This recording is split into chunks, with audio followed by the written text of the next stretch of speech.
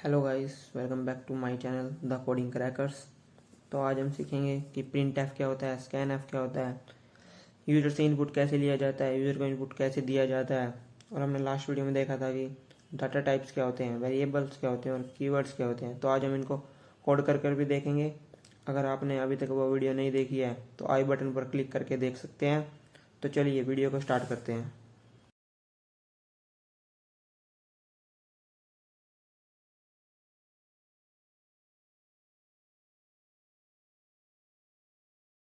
तो हम चलते हैं अपने कंप्यूटर स्क्रीन पर और अपना VS कोड ओपन कर लेते हैं।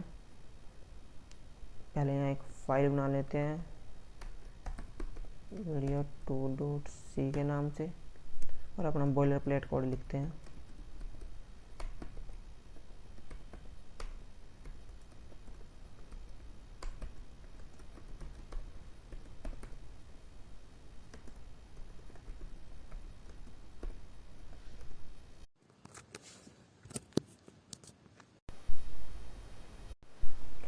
हम लेट कर लेते हैं एक वेरिएबल ए नाम से और उसमें कोई एक वैल्यू गिवन कर देते हैं।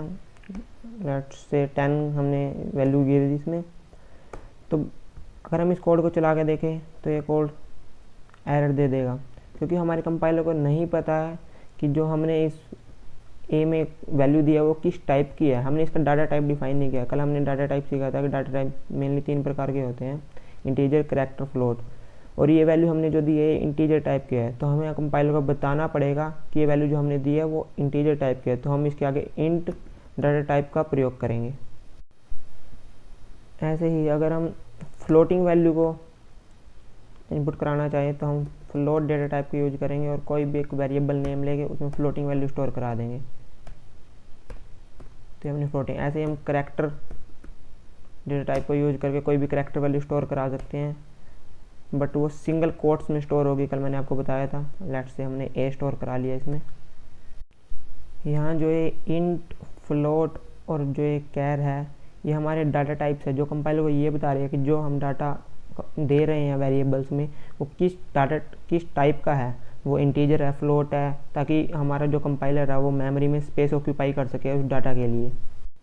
और ये ज़रूरी नहीं है कि आप वेरिएबल का नाम A, B, C कुछ भी रखें, आप अपने नाम पे रख सकते हैं। जैसे इंट रोहन =9। आप जो भी मर्जी वेरिएबल का नाम रख सकते हैं, बट एक बात याद रखनी है कि 2 वेरिएबल का नाम सेम नहीं होना चाहिए। अगर हम 2 वेरिएबल का नाम सेम रख देते हैं तो क्या होता है, एक बार हम वो देख लेते हैं। अगर हम इंट A =9 दे दें तो ये 2 वेरिएबल हो गए हैं एक जैसे ही। तो क्या होगा अगर हम इसको यूज करेंगे तो देखो ये कंपाइलर एरर दे रहा है कि रीडिफाइन ऑफ ए को हमने रीडिफाइन कर दिया। हमने एक बार पहले भी डिफाइन कर रखा था ए को और हमने दोबारा से ए को डिफाइन कर दिया है। तो कंपाइलर, अगर हम सेम वेरिएबल, अलग अलग वेरिएबल का नाम सेम रख देंगे तो कंपाइलर हमें एरर देगा ही देगा। तो हम देखते हैं कि अब हम यूजर को आउटपुट कैसे देते हैं प्रिंट एफ की मदद से। तो प्रिंट एफ को लिखते कैसे हैं तो पहले वो देख लेते हैं। प्रिंट एफ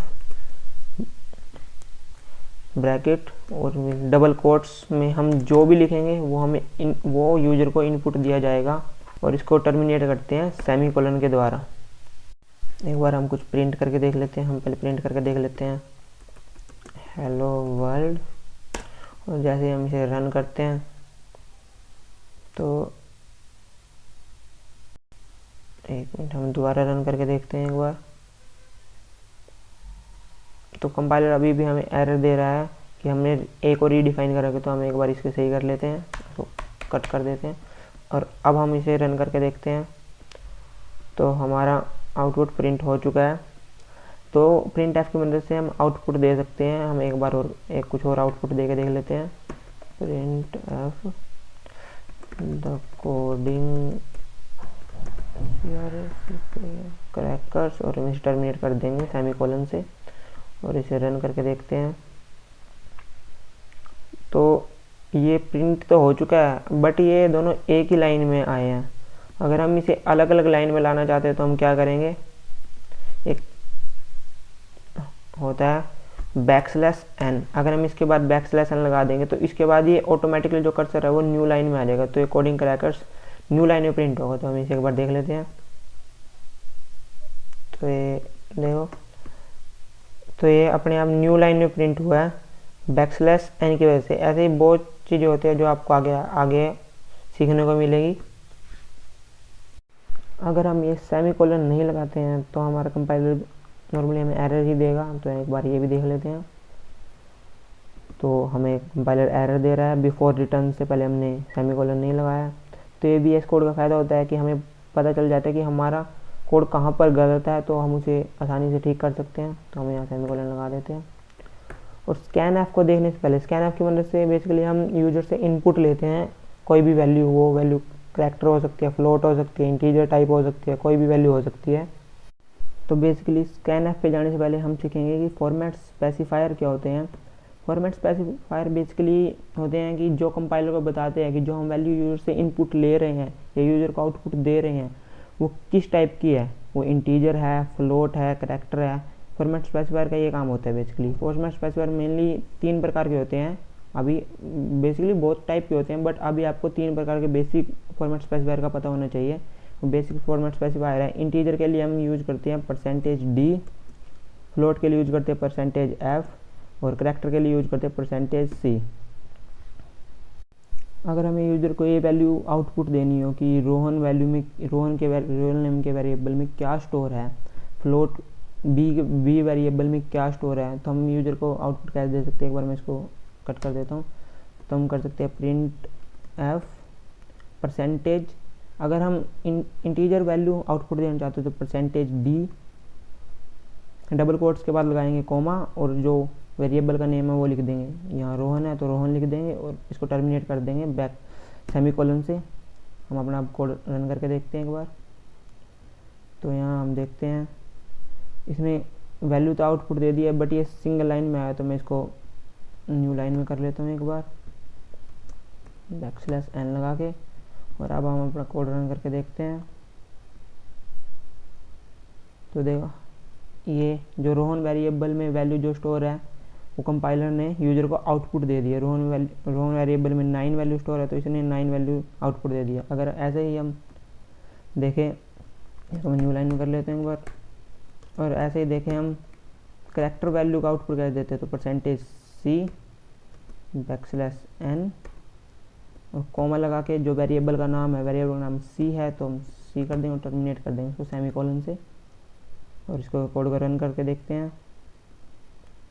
तो इसने a वैल्यू आउटपुट दे दी है, जो भी हमारे c वेरिएबल में स्टोर है वो इसने आउटपुट दे दिया। ऐसे हम फ्लोट और या जो भी डाटा टाइप्स है उसको आउटपुट दे सकते हैं फॉर्मेट स्पेसिफायर की मदद से। ये बेसिकली अभी तो 3 टाइप के फॉर्मेट स्पेसिफायर आपको याद रखने पड़ेंगे।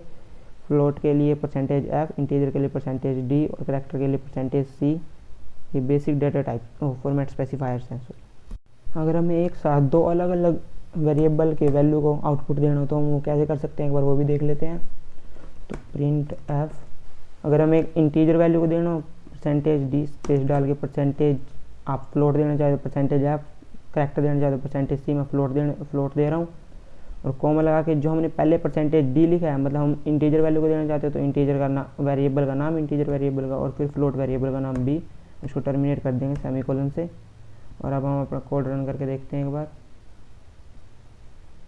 तो सबसे पहले वेरिएबल a में स्टोर था 10, वो दे दिया, और उसके बाद फ्लोट में स्टोर था 2.4, तो इसने 2.4 ये 0000 इसलिए दिया क्योंकि फ्लोटिंग वैल्यू 6 तक स्टोर कर सकती है। 6 पॉइंट के बाद 6 डिजिट तक स्टोर कर सकते हैं। बट आप अगर पॉइंट के बाद 2 डिजिट या 3 डिजिट चाहते हो तो आप परसेंटेज के बाद पॉइंट, अगर आप परसेंटेज के बाद .2 लिखोगे तो डेसिमल के बाद हमें 2 डिजिट्स मिल जाएंगे। एक बार इसको रन करके देख लेते हैं। तो यहाँ डेसिमल के बाद 2 डिजिट मिल गया। ऐसे ही आप 6 तक, मैक्सिमम 6 डिजिट तक जितना भी चाहो आप परसेंटेज पॉइंट के बाद जितनी भी डिजिट चाहो, तो पॉइंट के बाद 0 1 2 3 4 जितना भी आप, अगर हम यहाँ 0 लिख दें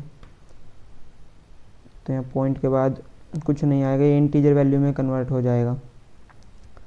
अब हम देखते हैं कि हम यूजर से इनपुट कैसे लेते हैं कोई भी वैल्यू, अगर वो इंटीजर टाइप की, फ्लोट टाइप की हो या फिर कैरेक्टर टाइप की हो। तो मैं एक यहाँ इंटीजर बना लेता हूँ, इंटीजर x।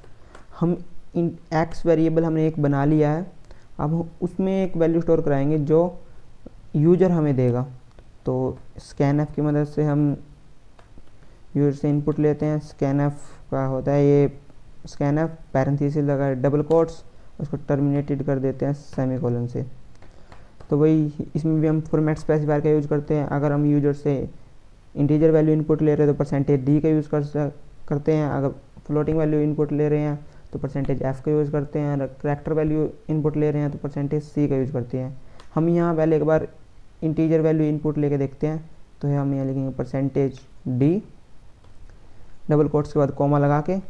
ये बात ध्यान रखनी पड़ेगी कि scanf में वेरिएबल के नेम से पहले हमें एक % लगाना पड़ता है हमेशा। ये बात याद रखनी पड़ेगी, चाहे वो हम करैक्टर वैल्यू इनपुट ले रहे हों या फ्लोटिंग वैल्यू इनपुट ले रहे हो या इंटीजर वैल्यू इनपुट ले रहे हो। फिर वेरिएबल का नाम लिखते हैं और ऐसे हम इनपुट ले सकते हैं। तो हमें इसको एक बार रन करके देख लेते हैं, फिर इसको हम एक बार प्रिंट भी करा लेते हैं ताकि हमें पता चल जाए कि हमने क्या वैल्यू इनपुट ली है। तो प्रिंट f परसेंटेज d, हमने x में कोई वैल्यू स्टोर कर दी, हम उसको प्रिंट करा लेते हैं। हम लिख लेते हैं x इज इक्वल टू, और हम इसको रन करके देखते हैं। यहाँ हमसे एक इनपुट वैल्यू मांग रहा है। अगर हमने 5 इनपुट वैल्यू दी तो x इज इक्वल टू 5 आ गया है। ये सिंगल लाइन में इसलिए आ रहा है क्योंकि हमने यहाँ \n का यूज़ नहीं किया। अगर हम यहाँ \n का यूज़ करें तो अब हम इसको एक बार रन करके देखते हैं। अब हमसे यहाँ इनपुट वैल्यू मांग रहा है, हम अगर 11 दे देते हैं तो ये x इज इक्वल टू 11 आ जाता है। तो ऐसे ही हम करैक्टर वैल्यू भी इनपुट ले सकते हैं, हम फ्लोटिंग वैल्यू भी इनपुट ले सकते हैं। हम एक बार करैक्टर वैल्यू इनपुट लेके देख लेते हैं। हम एक वेरिएबल बना लेते हैं जिसका डाटा टाइप करैक्टर होगा, ch नाम से। scanf कर लेते हैं हम वैल्यू को %c, %ch वेरिएबल का नेम, और टर्मिनेट कर देते हैं सेमीकोलन से। इसको प्रिंट भी करा लेते हैं, print f %c, c terminate कर देते हैं n से, और इसको अब रन करके देखते हैं। तो ये हमसे एक इंटीजर वैल्यू मांग रहा है, हमने 5 दे दी तो x इज इक्वल टू 5। अब से करैक्टर वैल्यू मांग रहा है, a दे दी तो इसने a प्रिंट करा दिया। हम बेसिकली ऐसे लिख सकते हैं ताकि समझने में थोड़ी आसानी हो।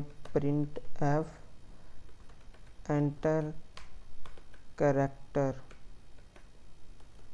जैसे यहाँ लिखा है मैंने एंटर इंटीजर, तो हमें पता चल जाए कि हमें कौन सी कैसी वैल्यू इनपुट देनी है, किस डाटा टाइप की वैल्यू इनपुट देनी है। हमें करैक्टर वैल्यू इनपुट देनी है, इंटीजर वैल्यू इनपुट देनी है। क्योंकि हम आगे जाके बहुत बड़े बड़े कोड लिखेंगे तो उसमें हमें ये नहीं पता चलेगा कि हमें किस टाइम पर किस टाइप की वैल्यू इनपुट देनी है। तो इससे हमें थोड़ी मदद मिल सकती है। तो आगे बढ़ते हैं और मैं आपको बताता हूँ कमेंट्स क्या होते हैं। सी में कमेंट्स क्या होते हैं। सी कमेंट बेसिकली हिंट प्रोवाइड करती है प्रोग्रामर को ताकि वह कोड को समझ सके। मान लीजिए आपने कोई कोड लिखा और फ्यूचर में आपका कोड आपका फ्रेंड या टीममेट उस कोड को यूज़ करे, तो आप उसके लिए कमेंट छोड़ सकते हैं ताकि वह कोड आपका आसानी से समझ पाए। सी में बेसिकली 2 टाइप की कमेंट्स होते हैं, सिंगल लाइन कमेंट्स और मल्टी लाइन कमेंट्स। तो हम सिंगल लाइन कमेंट्स देखते हैं। सिंगल लाइन कमेंट लिखने के लिए आपको 2 फॉरवर्ड स्लैश लगाने पड़ेंगे, और आप इस लाइन में जो भी लिखोगे वो कंपाइलर के द्वारा इग्नोर किया जाएगा। उस लाइन को कंपाइल नहीं किया जाएगा, वो एक कमेंट के रूप में ऐसे ही पड़ा रहेगा कोड पे। तो हम लिख के देखते हैं एक बार, print f is used to give output to user. अब कोई भी प्रोग्रामर इस कोड को देखेगा तो वो कमेंट को पढ़ के समझ सकता है कि प्रिंट f यूजर को आउटपुट देने के लिए यूज़ किया जाता है। ऐसे हम यहाँ लिख सकते हैं, scanf is used to take input from user। scanf को इनपुट लेने के लिए यूजर से यूज किया जाता है। एक होता है multi line comments. Single line comments के जरिए हम सिर्फ एक लाइन को कमेंट कर सकते हैं। मल्टी लाइन कमेंट्स क्या होता है। मल्टी लाइन कमेंट्स होता है फॉरवर्ड स्लैश एस्ट्रिक और एस्ट्रिक फॉरवर्ड स्लैश। अब आप इन दोनों के बीच में जो भी लिखोगे, जितनी भी लाइन लिखोगे वो सब कंपाइलर के द्वारा इग्नोर की जाएगी, वो कमेंट के रूप में ऐसे ही पड़ी रहेगी, वो कंपाइल नहीं होगी। तो हम लिख के देख लेते हैं, printf is use to give output and scanf is used to take input। हम नेक्स्ट लाइन में जाके देखते हैं एक बार, और अब हम नेक्स्ट लाइन में चले गए हैं तो यहाँ लिखते हैं हम format specifier are basically three types.